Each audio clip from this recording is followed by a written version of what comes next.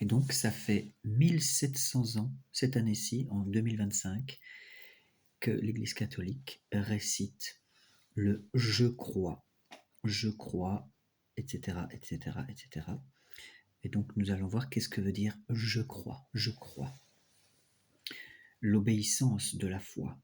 Obéir, audire, dans la foi, c'est se soumettre librement à la parole écoutée, parce que sa vérité est garantie par Dieu, la vérité même. Abraham est un modèle de cette obéissance que nous propose l'Écriture, et la Vierge Marie est la réalisation la plus parfaite.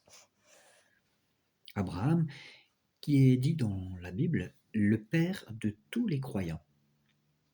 La lettre aux Hébreux, dans le grand éloge de la foi des ancêtres au chapitre 11, dit « Par la foi, Abraham obéit à l'appel de partir vers un pays qu'il devait recevoir en héritage, et il partit ne sachant où il allait. Par la foi, il a vécu en étranger et en pèlerin dans la terre promise.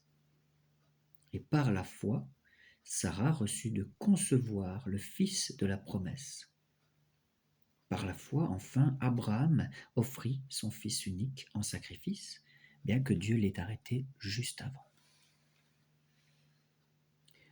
Alors, Abraham réalise ainsi la définition de la foi donnée par la lettre aux Hébreux. C'est que la foi, c'est la garantie des biens que l'on espère, c'est la preuve des réalités qu'on ne voit pas. Abraham eut foi en Dieu, et cela lui fut compté comme justice. Grâce à cette foi puissante, Abraham est devenu le père de tous ceux qui croiraient.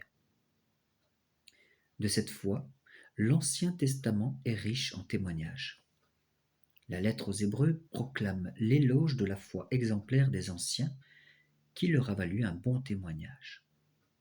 Pourtant, Dieu prévoyait pour nous un sort meilleur, c'est-à-dire que la grâce de croire en son Fils Jésus, le chef de notre foi, qui l'amène à la perfection. Voyons maintenant l'exemple de Marie. Bienheureuse celle qui a cru. La Vierge Marie réalise de la façon la plus parfaite l'obéissance de la foi.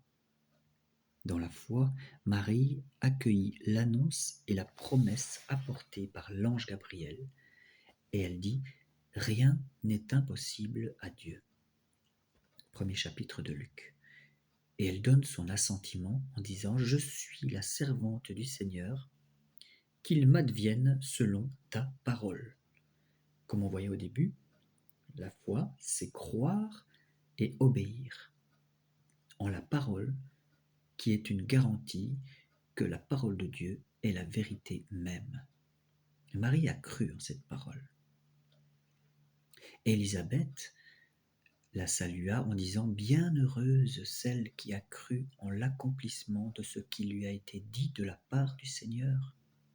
Donc on peut dire ceux qui ont la foi et qui croient sont bienheureux. C'est pour cette foi que toutes les générations la proclameront bienheureuse. Et pendant toute sa vie, et jusqu'à sa dernière épreuve, lorsque Jésus, son Fils, mourut sur la croix, sa foi n'a pas vacillé. Marie n'a pas cessé de croire en l'accomplissement de la parole de Dieu. Aussi bien, l'Église vénère-t-elle en Marie la réalisation la plus pure de la foi. Alors voyons maintenant l'exemple de Paul. Il écrit à Timothée et il dit « Je sais en qui j'ai cru ». Croire en Dieu seul. La foi est d'abord une adhésion personnelle de l'homme à Dieu.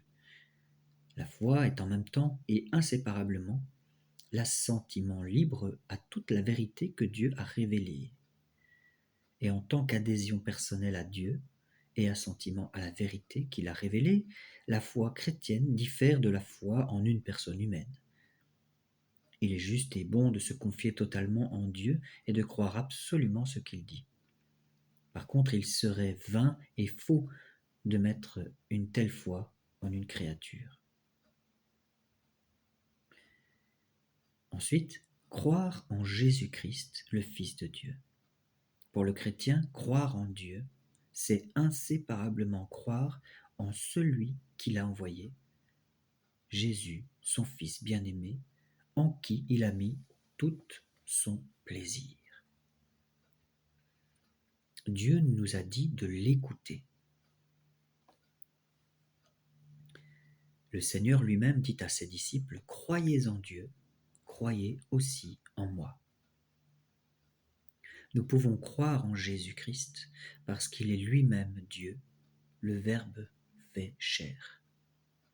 Jésus dit, « Nul n'a jamais vu Dieu, mais le Fils unique qui est dans le sein du Père, lui l'a fait connaître. » Jésus dit aussi, « Celui qui m'a vu a vu le Père. » Il est seul à le connaître et à pouvoir le révéler. Donc nous avions vu d'abord que croire est une adhésion à ce que Dieu dit, puis croire en Jésus qui révèle le Père, et maintenant croire en l'Esprit Saint, puisque le credo dit « Je crois en Dieu ». Eh bien voilà, on ne peut pas croire en Jésus-Christ sans avoir part à son esprit. C'est l'Esprit Saint qui révèle aux hommes qui est Jésus. Car nul ne peut dire « Jésus est le Seigneur » si ce n'est par le Saint-Esprit, nous dit la première lettre aux Corinthiens. Et l'Esprit de Dieu sonde tout jusqu'aux profondeurs de Dieu. Personne ne connaît ce qui concerne Dieu, sinon l'Esprit de Dieu lui-même. Dieu seul connaît Dieu tout entier. Et nous croyons en l'Esprit Saint parce qu'il est Dieu. L'Église ne cesse de confesser sa foi en un seul Dieu, Père, Fils et Saint-Esprit. Alors voyons maintenant qu'est-ce que la foi. Les caractéristiques, c'est que la foi, c'est une grâce. D'abord une grâce.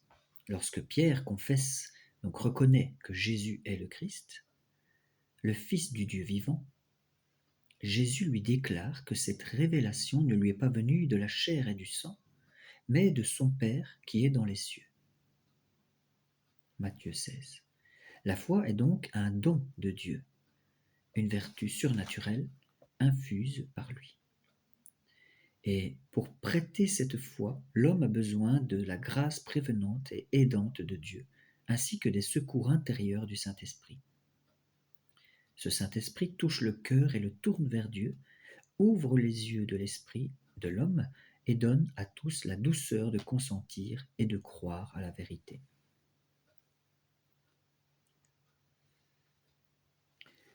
Ensuite, la foi est aussi un acte humain. C'est d'abord une grâce, mais c'est aussi un acte humain. Croire n'est possible que par la grâce et les secours intérieurs du Saint-Esprit, mais il n'en est pas moins vrai que croire est un acte authentiquement humain. Il n'est contraire ni à la liberté, ni à l'intelligence de l'homme de faire confiance à Dieu et d'adhérer aux vérités par lui révélées. Déjà, dans les relations humaines, il n'est pas contraire à notre propre dignité de croire ce que d'autres personnes nous disent sur elles-mêmes et sur leurs intentions. Et il n'est pas contraire à notre dignité de faire confiance à leurs promesses, comme par exemple lorsqu'un homme et une femme se marient pour entrer en communion mutuelle. Dès lors, il est encore moins contraire à notre dignité de présenter par la foi la soumission plénière de notre intelligence et de notre volonté au Dieu qui révèle, et d'entrer ainsi en communion intime avec lui. Et donc, dans la foi, l'intelligence et la volonté humaine coopèrent avec la grâce divine. Croire est un acte de l'intelligence adhérant à la vérité divine sous le commandement de la volonté mue par Dieu au moyen de la grâce. Ça, c'est saint Thomas d'Aquin qui le dit aussi. au XIIIe siècle. Croire est un acte de l'intelligence adhérant à la vérité divine, sous le commandement de la volonté, mue par Dieu au moyen de la grâce. Ensuite, il y a la foi et l'intelligence. Le motif de croire n'est pas le fait que les vérités révélées apparaissent comme vraies et intelligibles à la lumière de notre raison naturelle. Ce n'est pas simplement de les reconnaître comme vraies qui fait que nous avons la foi, mais nous croyons à cause de l'autorité de Dieu même qui révèle et qui ne peut ni se tromper ni nous tromper. Néanmoins, pour que l'hommage de notre foi fût conforme à la raison, Dieu a voulu que les secours intérieurs du Saint-Esprit soient accompagnés des preuves extérieures de sa révélation. C'est ainsi que les miracles du Christ et des saints, les prophéties, la propagation et la sainteté de l'Église, sa fécondité et sa stabilité, sont des signes certains de la révélation adaptés à l'intelligence de tous. Ce sont des motifs de crédibilité qui montrent que l'assentiment de la foi n'est nullement un mouvement aveugle de l'esprit. La foi est quelque chose de certain, plus certaine que toute connaissance humaine, parce qu'elle se fonde sur la parole même de Dieu, qui ne peut pas mentir.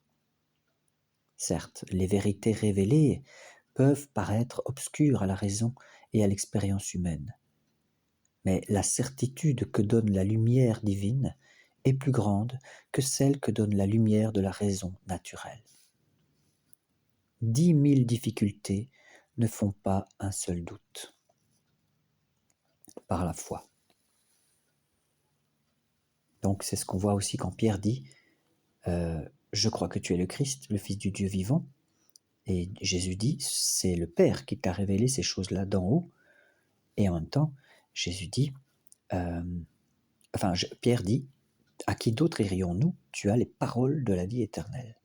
Donc il fonde sa foi sur Jésus le Christ, sur un rocher solide, et sur le rocher solide aussi qui est la parole de la vie éternelle qu'est Jésus. La foi cherche à comprendre.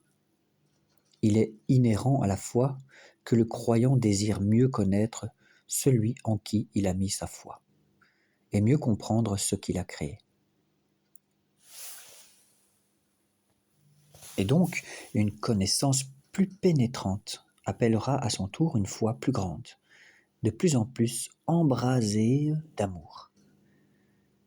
Plus nous comprendrons Dieu, plus nous l'aimerons. Et c'est infini, ça, ces choses-là, c'est infini. La grâce de la foi ouvre les yeux du cœur, nous dit Paul aux Éphésiens, pour une intelligence vive des contenus de la révélation, c'est-à-dire de l'ensemble du projet de Dieu et des mystères de la foi, de leur lien entre eux et avec le Christ, centre du mystère révélé. Or, pour rendre toujours plus profonde l'intelligence de la révélation, l'Esprit Saint ne cesse, par ses dons, de rendre la foi plus parfaite. Ainsi, selon l'adage de saint Augustin, je crois pour comprendre et je comprends pour mieux croire.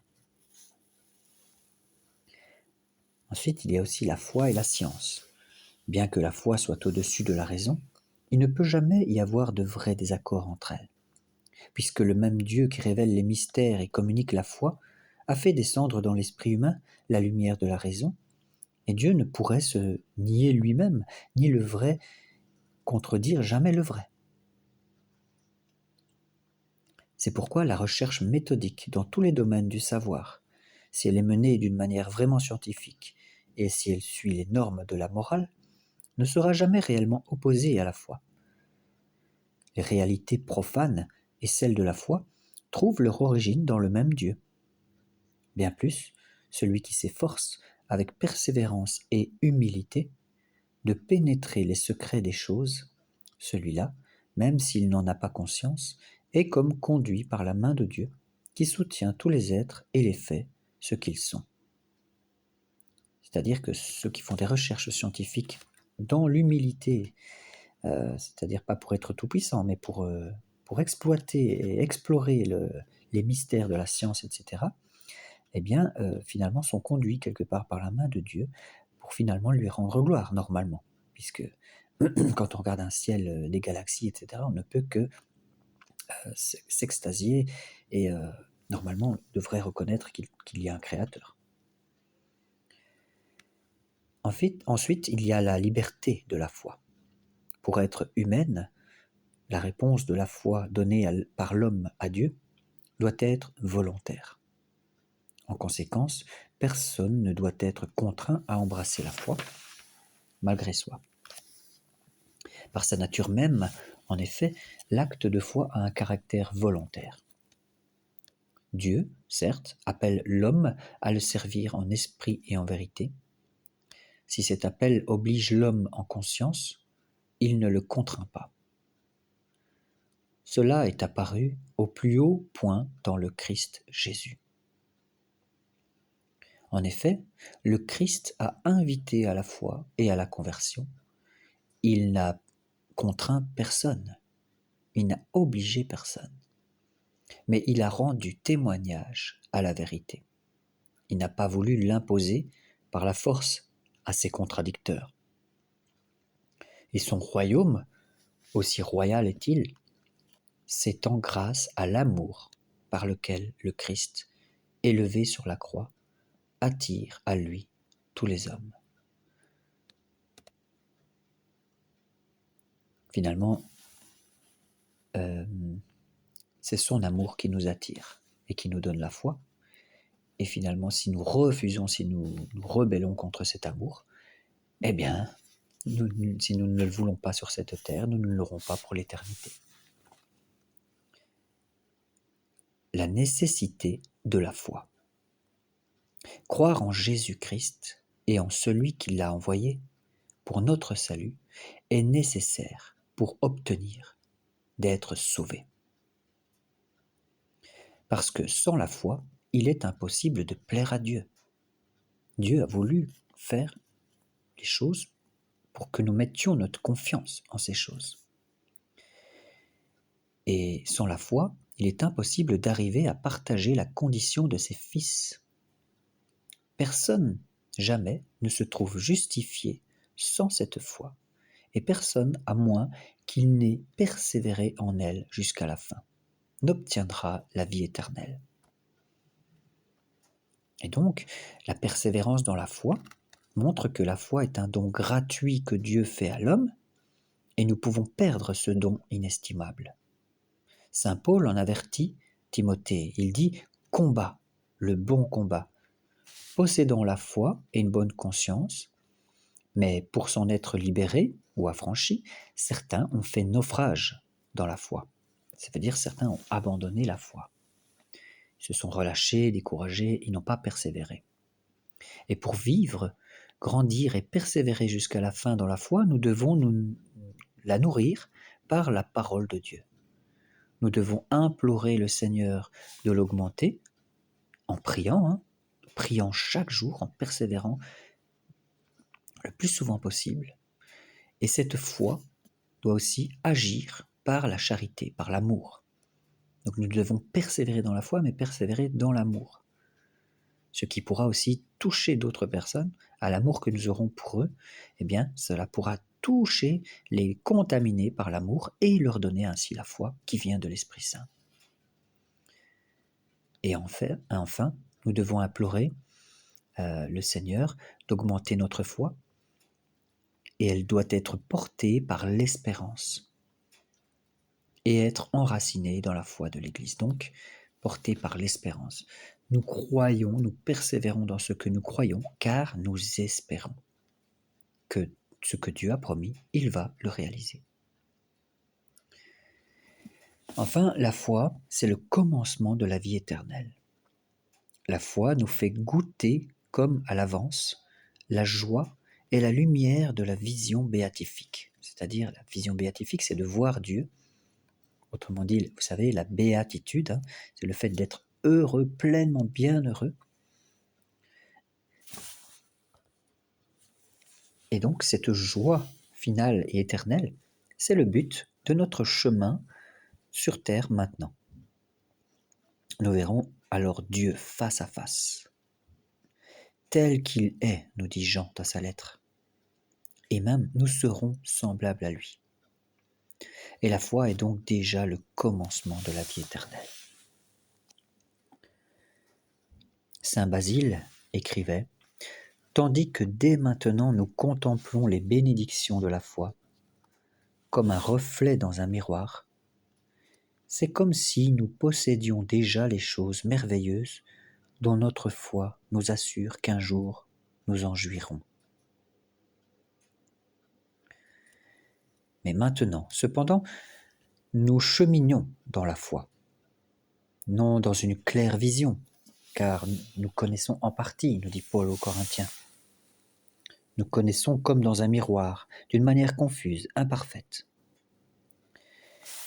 Lumineuse de par celui en qui elle croit, la foi est vécue souvent dans l'obscurité. Cette foi peut être mise à l'épreuve, et le monde dans lequel nous vivons semble souvent bien loin de ce que la foi nous assure. Les expériences du mal et de la souffrance, des injustices et de la mort paraissent contredire la bonne nouvelle et ses promesses. Et elles peuvent ébranler la foi et devenir pour elle une tentation d'abandonner. Mais c'est alors que nous devons nous tourner vers les témoins de la foi, notamment Abraham, qui a cru, espérant contre toute espérance, et Marie, qui, dans le cheminement de sa foi, est allée jusque dans la nuit de la foi, en communiant à la souffrance de son Fils et à la nuit de son tombeau. Et aussi, nous tourner vers d'autres témoins de la foi, car dans la lettre aux Hébreux, il est écrit « Enveloppés d'une si grande nuée de témoins, nous devons rejeter tout fardeau et le péché qui nous enveloppe si facilement, et courir avec persévérance l'épreuve qui nous est proposée, fixant nos yeux sur le chef de notre foi, qui l'amène à la perfection, Jésus, le Seigneur. » Voilà, merci de votre attention. C'est bien de réécouter ces vidéos pour pouvoir méditer tout ce qui est dit, parce que c'est assez profond. Donc je tirais cette première partie du credo, tirée du catéchisme, dans le catéchisme de l'Église catholique. Voilà, que la paix de Dieu soit toujours avec vous. Au nom du Père, du Fils et du Saint-Esprit.